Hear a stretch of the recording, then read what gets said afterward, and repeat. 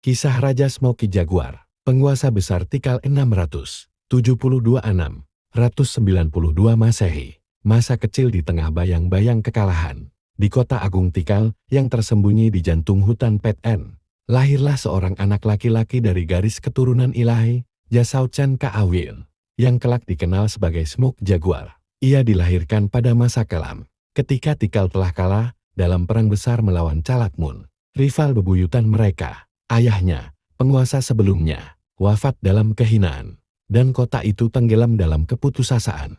Sejak kecil, Smoky Jaguar hidup di bawah bayang-bayang kekalahan. Namun ibunya seorang bangsawan bijak dari keluarga. Penguasa mengajarkan bahwa darah dewa mengalir di nadinya. Ia tumbuh belajar astronomi, arsitektur, dan seni peperangan. Guru-gurunya berasal dari para tetua dan penjaga ilmu Tikal yang tersembunyi. Mereka percaya bocah ini adalah harapan terakhir dinasti mereka. Kebangkitan sang raja. Pada usia 20-an, Smoky Jaguar menyaksikan bagaimana rakyat Tikal semakin tunduk di bawah bayang kekuasaan Calakmun. Tapi ia tidak tinggal diam. Dengan kepiawaian diplomatik dan strategi yang cerdas, ia merebut kembali kekuasaan atas Tikal tahun 682 Masehi. Penobatannya sebagai Ajau Raja Suci menandai kebangkitan baru kota itu. Ia segera menyusun rencana besar, bukan hanya untuk membalas kekalahan masa lalu, tetapi untuk membangun peradaban yang melampaui semua sebelumnya. Puncak kejayaan, kemenangan, dan pembangunan.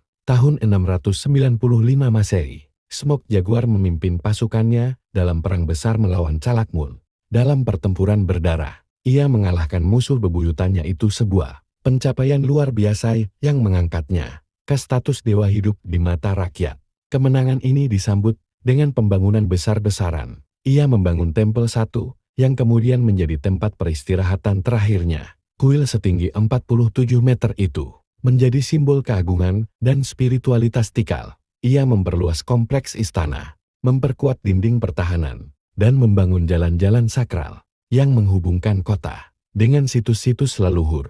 Seni dan pengetahuan berkembang pesat.